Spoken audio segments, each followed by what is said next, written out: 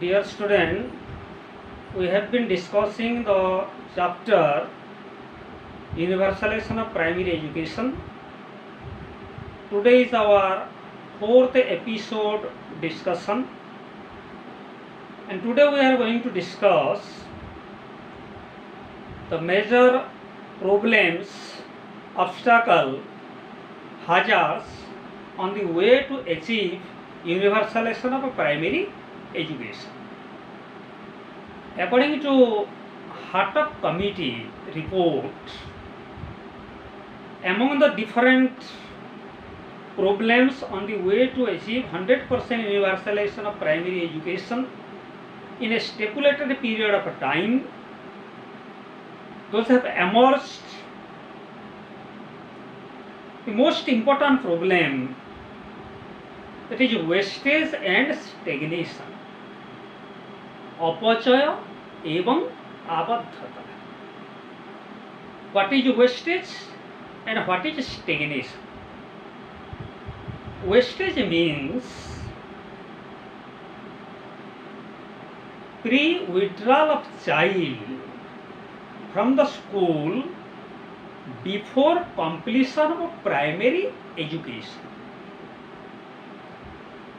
As per the Constitution, Article 45, free and compulsory education will be provided to all children in between the age group 6 to 14, or from class 1 to class 8. This is the time span within which primary education is to be completed. If there is any deviation, जदि एथिरे किसी व्यतिक्रम हुए, suppose a child enrolled in class 1, passing class 1 in 1 year and promoted to class 2, then in the next year class 3, next in the year class 4. In this way he has to continue up to age 14 or class 8. If due to some reason in either of these 8 classes, before reaching to class 8, if the child is leaving the school, जदि कौनसी कारणवशतः पिलाटीए एई 8टी श्रेणी बा 6 रु 14 वर्षर जो अवधि रही एई अवधि को विद्यालय रे संपूर्ण न करिके मझिरे कौनसी ना कौनसी श्रेणी पढ़ुथबा समय जदि विद्यालय छाड़ीदेला बा पाठ संपूर्ण कला नाही, ताहेले आमे ताकू कहूछु दैट इज वेस्टेज, ताहेला अपचय. प्राथमिक शिक्षार अपचय है.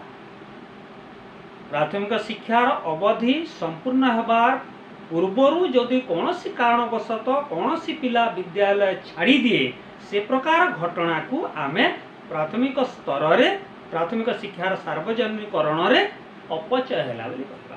माने ड्रॉप आउट हे गेला पिला विद्यालय छाड़ी देला कौनसी ना कौनसी कारण पई, ताले ताको आमे कहूछु अपचय.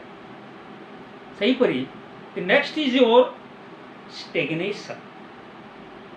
Stagnation means retention of child in the same class for more than 1 year.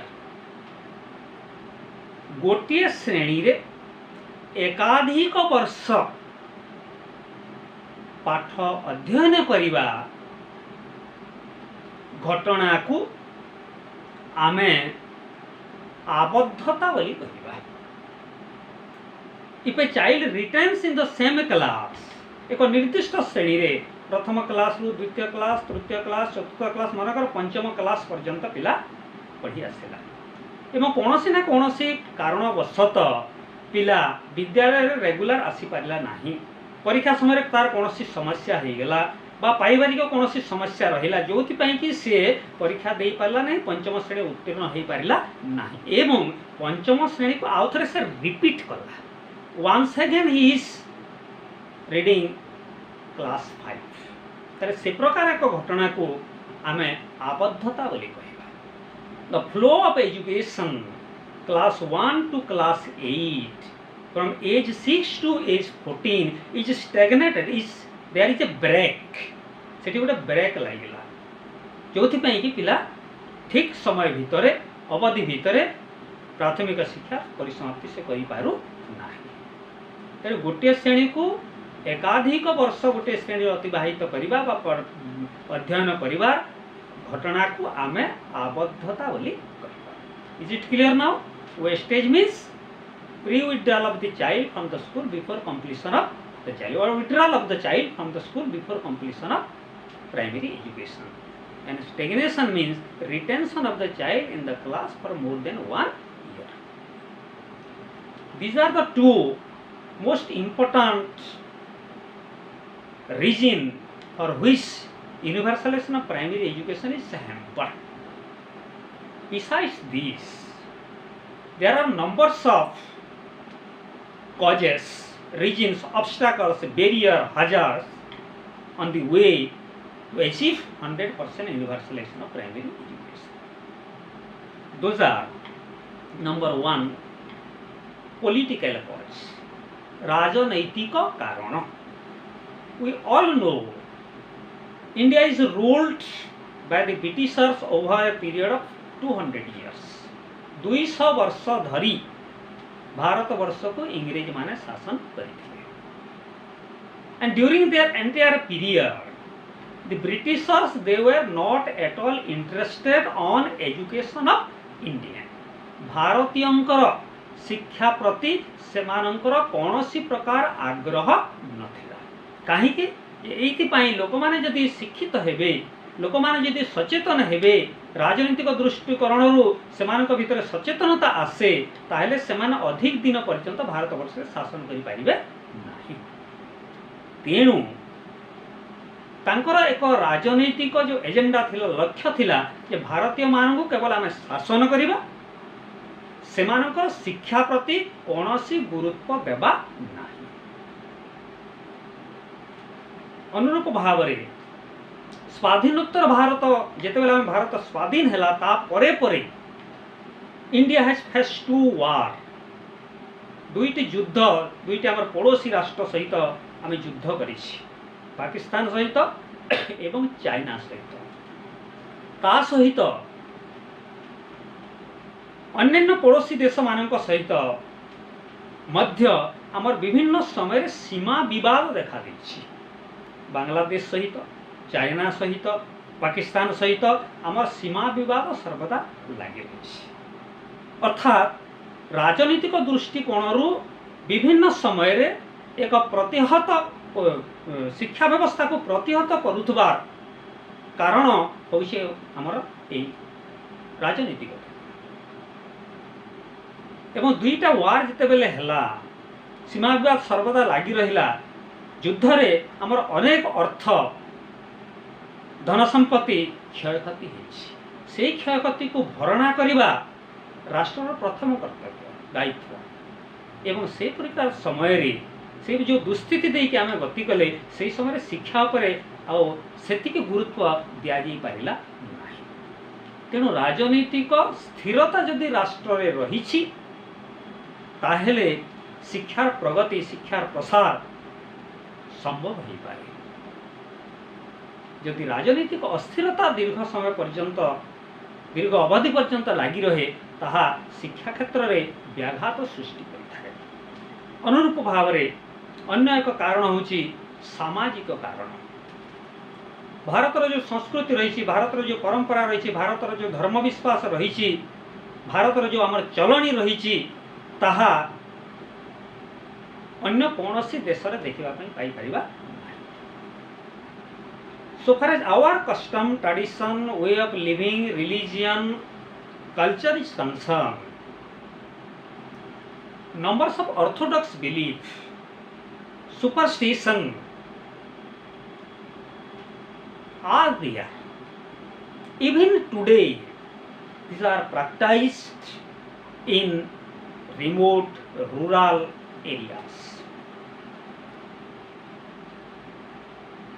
And this superstition, orthodox belief, ये जो अंधविश्वास, कुसंस्कार धर्मांधता एहा मध्य शिक्षार प्रगतिर परिपंथी। ग्रामांचल लोक भितर निरक्षरता जोगु सचेतनता अभाव जोगु जो माने अशिक्षित पितामाता रहिले सेमाने सर्वदा नारी शिक्षा बा बालिका मानक शिक्षा प्रति वितस्पुर रहନ୍ତି। तांकर एक धारणा रही जे झीटीए तार जीवन परिधि चूल्हा चकी भितर ही सीमित रहिबो, तार पाठ पढ़िबार कौन आवश्यकता रही। तेणु बालिका शिक्षा प्रतिहत होछि तार द्वारा। ए प्रकार मानसिकता बाल्य विवाह तुम जानी एपरिक आज किछि अंचल लोकमानक भितरे ए अंधविश्वास रही, कुसंस्कार रही, अशिक्षा रही, जो कि सेमाने बालिका मानक खूब शीघ्र विवाह करने चाहते। अनटचेबिलिटी जाति प्रथा भारत वर्ष में अद्यावधि रही, अस्पृश्यता छुआछूत भेदभाव सामूहिक भाव में ये जो प्रकार अंधविश्वास कुसंस्कार धर्मांधता आम समाज प्रचलित रही एक बाधक प्राथमिक शिक्षार सार्वजनीकरण क्षेत्र में। सेहीपरि आर्थिक दुस्थिति all know that about 80% of Indian population come under below poverty line BPL आमे जहाँ को कहूँ। They are always struggling for food, cloth and shelter। खाद्य वस्त्र एवं बासगृह पाई सेमाने सर्वदा संग्रामरत। आर्थिक दृष्टि से स्वच्छल नुहंती। तेणु ये अपरिहार्य आवश्यकता रही तार पूर्ति पाई गरीब श्रेणी लोक माने सेमानकर पिला मानकु दैनंदिन किछि ना किछि उपार्जन सेमाने किमिति करिवे पेट पोषिबा पाई। तेणु सेमानकु पेट पोषा कर्म रे सेमाने नियुक्त करुछन्ति एवं विद्यालय को पठौ नाहंति। पिलाटीए संविधान कहूछि धारा 45 कहूछि 6 वर्ष हला माने ताकू निश्चित भाव में आमे विद्यालय को पठाइबा। किंतु गरीब श्रेणीर लोक माने सेमानकर आर्थिक दुस्थिति जोगु पिला मानकु मध्य विभिन्न कर्म रे नियोजित करुछन्ति। शिशु श्रमिक जार गोटे उदाहरण तुम मैंने देखुव होटेल रे विभिन्न प्रकार कर्म संस्थान मानकरे छोट छोट पिला माने मध्य सेमाने 10 वर्ष 8 वर्ष 7 वर्षर पिला माने मध्य विभिन्न प्रकार काम करुछन्ति एवं उपार्जन करुछन्ति। अर्थात परिवार रो आर्थिक समस्या को समाधान करबा पई छोट पिला मानकु मध्य परिवार टी कोन करूछि विनियोग करूछि, जोथि पई प्राथमिक शिक्षार सार्वजनीकरण अनेक मात्रा रे प्रतिहत होछि। भौगोलिक कारण भारतवर्ष एक विशाल देश कोठी आमे देखिबा पार्वत्य अंचल रही, कोठी उपकूल अंचल, कोठी मरुभूमि डेजर्ट जहाँ को आमे कहूछु, जंगल अंचल रही, नई नाड़ भरपूर होकर रही एवं देशर जो विराट विशालता रही विशाल देश रे एते सबु व्यतिक्रम बा विपरीत भौगोलिक स्थिति भितरे प्रति 1 किलोमीटर दूरता भितरे विद्यालय स्थापन करिबा एवं समस्त 6 वर्ष रु 14 वर्षर पिला मानंकु पंजीकृत कराइबा एवं अष्टम श्रेणी पर्यंत सेमानंकु प्राथमिक शिक्षा प्रदान करिबा सरकार पक्षरे मध्य यह एक काठिकर पाठ होछि। तेणु भौगोलिक जो स्थिति आमर रही ताहा प्राथमिक शिक्षार सार्वजनीकरण रे बाधा सृष्टि करुछि। देशर विशालता जनसंख्या प्रतिदिन आम देश में अनेक हजार हजार लक्ष लक्ष शिशु जन्म ग्रहण करुछन्ति। तेणु समस्त शिशु मानकर आवश्यकता को पूर्ति करने आवश्यक संख्यक विद्यालय भित्तिभूमि सुविधा सुजोग सरकार को पक्षरे प्रदान करने संभव हो पारु नहीं। Similarly, in India, language is an obstacle on the way to achieve 100% universalization of primary education. There are 16 recognized languages in India. 16टी प्रमुख भाषा भारत वर्ष में प्रचलित। यही 16टी भाषा व्यतीत आहुरी मध्य अनेक भाषा कथित भाषा लोकमानंकर विभिन्न प्रांतर रे भारत वर्ष रे आमे ताकू व्यवहार करूछंती लोकमान। हिंदी को आमे भारत वर्ष राष्ट्रभाषा बोली ग्रहण करिछे, किंतु हिंदी सबु राज्यर कथित भाषा नुह। सबु अंचल लोक माने हिंदी को बा हिंदीटा से मानकर मातृभाषा नुह। तेणु शह शह हजार हजार भाषा जो पिला माने विभिन्न प्रांतर व्यवहार करूछंती सेमानंको उपरे हिंदीटा को आमे राष्ट्रभाषा को लदी दे परिबा नाही। कारण शिशुर मानसिक विकास संपूर्ण भाव में निर्भर करे जदि शिक्षादान मातृभाषा रे सब प्रदान करा जाए। अन्य देश मानकर जेपरि तांकर राष्ट्रीय भाषा गोटे सबु प्रांतर रे सही भाषा प्रचलन हुए, भारत वर्ष रे आम राज्य भित्तिक भाषा सब रही एवं गोटे राज्य रे विभिन्न जिल्ला रे मध्य विभिन्न प्रांतर रे मध्य भिन्न भिन्न प्रकार भाषा आमे व्यवहार करूछु। तेणु प्राथमिक स्तर रे ठीक भाव में शिक्षा प्रदान करने पिलार मातृभाषा बा कथित भाषा को जदि शिक्षा प्रदान माध्यम भाव में ग्रहण करा न जाए ताले तार मानसिक विकास ठीक भाव में संभव हो पारिबो नाही। किंतु एते संख्यक भाषा जो भारत वर्ष में परिलक्षित होउछि लोक माने व्यवहार करूछंती विभिन्न अंचल रे, से अनुसार पुस्तक प्रणयन लिपि आवश्यक भित्तिभूमि पुस्तक प्रणयन करी बा प्रिंटिंग करी सेमानंकु प्रदान करिबा कौनसी परिस्थिति रे मध्य संभव हो पारिबो नाही। तेणु भाषा होची एक प्रमुख समस्या obstacle on the way to achieve universalisation of primary education. वर्तमान आम देखा जो विभिन्न प्राथमिक शिक्षा सार्वजनिकरण क्षेत्र में उपजित समस्या गुड़िक केमिति समाधान करा जाई परिबो। What are the ways and means through which these problems can be solved and we can meet the national target, that is 100% universalization of primary education. For this, there must be sound planning at a government level. सरकारी स्तर रे उपयुक्त योजना प्रस्तुत करिबा, योजनार उपयुक्त कार्यान्वयन संगठित करिबा, विद्यालय मानकरे आवश्यक भित्तिभूमि प्रस्तुत करिबा, गुणात्मक शिक्षा सहित परिमाणात्मक परिसरर वृद्धि करिबा, विद्यालय मानकरे आवश्यक शिक्षक नियुक्ति करिबा, शिक्षक मानंकु आवश्यक तालीम प्रदान करिबा, सेमानंकु अन्यान्य सुविधा सुजोग प्रदान कराइबा,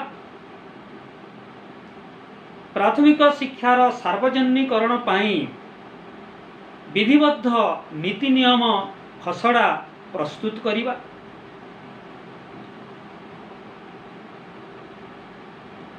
यह सहित प्राथमिक शिक्षा को किमिति बाध्यतामूलक करा जाई पारिबो से क्षेत्र में सरकार को गुरुत्वपूर्ण भूमिका रही। एक गणतांत्रिक राष्ट्र प्रमुख दायित्व होउछि जे समस्त बालक बालिका मानकु 6 रु 14 वर्ष भितर प्राथमिक शिक्षा प्रदान कराजिବ। एथिपाई स्ट्रॉंग लेजिस्लेशन नीति निर्धारण नियम प्रणयन प्रत्येक पितामाता हृदबोध आवश्यक जे यह बाध्यतामूलक भाव में मु मोर पिला को विद्यालय को 6 वर्ष है माने पठेबी ताको पंजीकृत करी एवं जेहेतु एटी मागणा शिक्षा मिलूची कौन सी परिस्थिति रे मध्य अष्टम श्रेणी शिक्षा हासिल पूर्वरु से जमिति विद्यालय छाड़िब नाही से दिगरे मु यत्नवान हेबी। तेणु सरकारी स्तर रे एक व्यापक दृष्टिभंगी रखी समस्त प्रकार तत्परतार सहित आवश्यक भित्तिभूमि प्रदान करने पूर्वक शिक्षार परिमाणात्मक एवं गुणात्मक विकास संगठन कले प्राथमिक शिक्षा सार्वजनिकरण संभव हो पारिब। सेहीपरि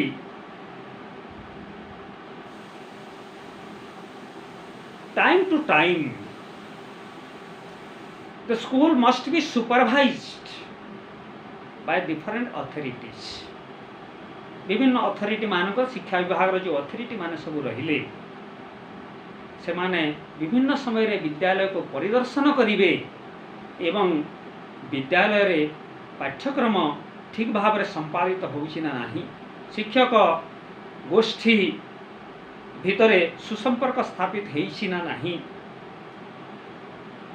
राष्ट्रीय लक्ष्य जो रही आमर प्राथमिक शिक्षार सार्वजनिकरण ताहा ठीक भाव में सुरुखुरु रे विद्यालय रे चालुछि ना नाही ताको अध्ययन करिबा अनुशीलन करिबा तर्जमा करिबा तार संबंधित तथ्य आहरण करिबा दायित्व ठीक भाव में यदि संपादित हेबो एडमिनिस्ट्रेशन सुपरविजन ठीक भाव में चलिबो ताहेले प्राथमिक शिक्षार सार्वजनिकरण ठीक भाव में संभव हो पारिबो। सर्वोपरि शिक्षकंकर लोकल कम्युनिटी जो रहिला ग्रामर सरकारंकर एक युग्म दायित्व जदि रुहे प्राथमिक शिक्षार गुरुत्व को समस्ते उपलब्धि करती एवं यह हूँ प्रथम पर्याय शिक्षा। प्राथमिक शिक्षा यदि गुणात्मक हो पारिला ताहेले पिला माने कर भविष्यत से अनुजाई गठित हो पारिबो। वर्तमान जे शिशु से होचे आगामी दिगर देशर नागरिक।